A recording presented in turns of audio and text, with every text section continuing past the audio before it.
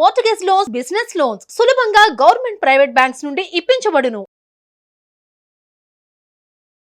Hi అండి, welcome to Suman TV education channel. So నా పేరు అనురాధ. ఇన్ని రోజులు మనము డిఫరెంట్గా నేర్చుకున్నాం కదా. సో అన్ని సెంటెన్స్లు వాటి ప్రకారంగా మనం నేర్చుకున్నాము.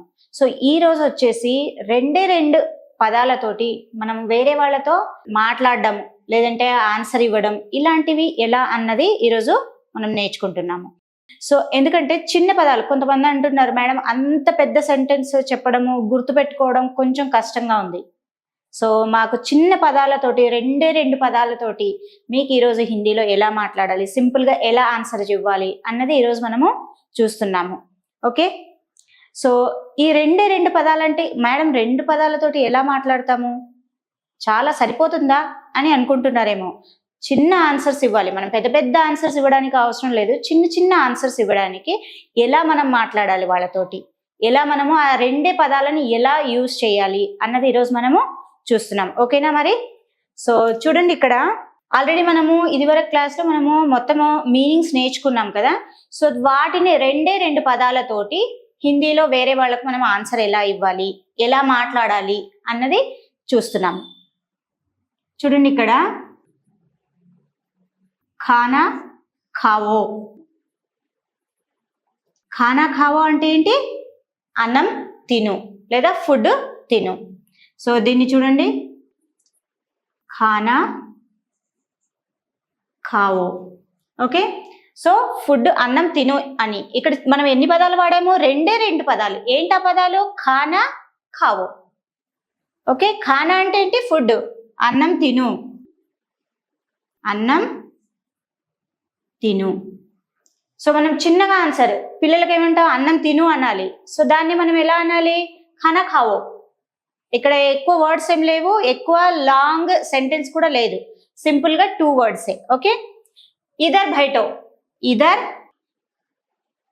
ఇదర్ బైఠో, ఇక్కడ కూర్చోండి. అంటే మనం ఎన్ని వాడాము ఇక్కడ? చూడండి, ఇక్కడ మనం ఓన్లీ రెండు పదాలను వాడుతున్నాం. మనం వేరే వాళ్ళకి ఆన్సర్ చెప్పేస్తున్నాం దాంతో. ఓకే, ఇదర్ బైఠో, ఇదర్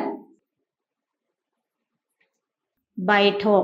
ఓకే, ఇదర్ బైఠో అంటే ఇక్కడ కూర్చో.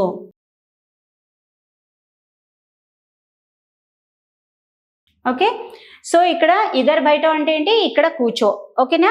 సో ఇలా మనము చిన్న పదాలతోటే కొన్ని డిఫరెంట్ వర్డ్స్ ఎలా మాట్లాడాలి, ఎలా చెప్పాలి అన్నది చూద్దామా మరి? సో ఇలా అయితే మీకు చాలా ఈజీ అనుకుంటాను నేర్చుకోవడం, మాట్లాడడము. సో చాలా సింపుల్ గా ఉంది. ఓకే, కహా హో. కహా హో, ఎక్కడ ఉన్నావు. ఓకే,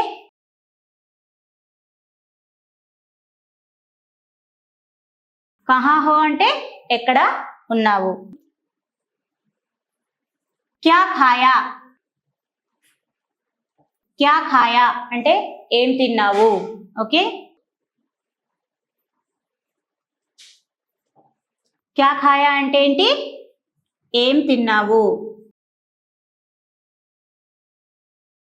ఎందుకంటే మీకు పెద్ద సెంటెన్స్లు చెప్తుంటే కొంచెం గుర్తుపెట్టుకోవడానికి కన్ఫ్యూజన్గా లేదంటే మర్చిపోవడము ఇలాంటివి అవుతున్నాయి. సో అందుకని మీకు చిన్న పదాలతోటి రెండు పదాలతోటి ఎలా మనము మాట్లాడాలి, సింపుల్గా, పెద్ద అవసరం లేదు, సింపుల్గా మనము ఏదైనా కానీ కొన్ని సింపుల్గా ఆన్సర్స్ ఇస్తుంటాం కదా. సో అదే మెథడ్లో సింపుల్గా ఆన్సర్స్ ఇవ్వడానికి హిందీలో ఎలా అన్నది ఈరోజు మనము చూస్తున్నాము. ఓకే, ఇంకా ఇక్కడ చూడండి, ఇప్పుడు మనం ఏం చేసాం? ఖానా ఖావో అంటే అన్నము తిను అని చెప్పాం కదా. సో ఇక్కడ ఖానా బదులుగా మీరు వేరే వస్తువు, వేరే ఏదన్నా థింగ్ పెట్టేసి మీరు దాన్ని కంటిన్యూగా చేసి కొత్త పదాలను మీరు వాడుకోవచ్చు. ఓకే, జల్దీ ఆవో. మనం ఎవరినైనా అంటూ ఉంటాము, త్వరగా రా అబ్బా అని అంటాం కదా. మనం తెలుగులో కూడా త్వరగా రా అని అంటాము. సో దాన్ని మళ్ళీ హిందీలో ఎలా అంటామో? చిన్నగానే 2 వర్డ్స్, దీంట్లో పెద్దగా ఏం లేదు, 2 వర్డ్సే. జల్దీ ఆవో,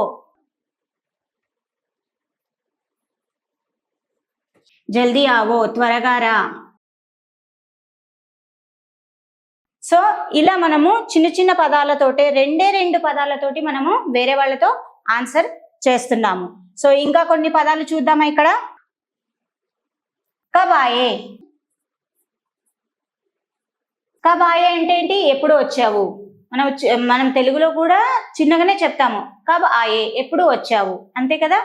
సో కబ్ ఆయే, ఓకే,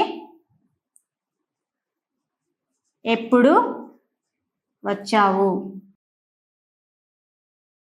ఓకే, సో ఇలా మనము 2 words తోటి మనం ఆన్సర్ చేస్తున్నాము. ఇక్కడ పెద్దగా లేదు, 2 words. ఓకే, మత్ బైఠో. మత్ బైఠో అంటే కూర్చోవద్దు.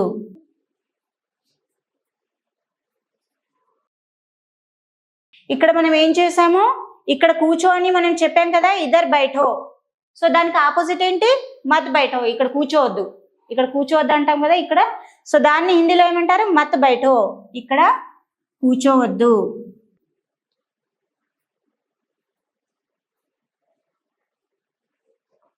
ఓకే, ఇంకొకటి ఇక్కడ ఖానా అని ఇచ్చాము, కహా హో అని ఇచ్చాం కదా. సో ఆన్సర్ దానికి మనము ఇక్కడ ఉన్నాను, ఇదర్ హూ. కహా హో అంటే దానికి ఆన్సర్ కూడా ఇక్కడ ఉన్నాను అంటాం కదా, ఇదర్ హూ. ఓకే, సో దీనికి ఆన్సర్ కూడా నేను మీకు ఇక్కడ చెప్తున్నాను, కహా హో, ఇధర్, ఇధర్ హూ. ఎక్కడున్నావు అంటే ఇక్కడ ఉన్నానమ్మా అని అంటాం కదా, అది. తెలుగులో వచ్చేసి ఇక్కడ ఉన్నాను.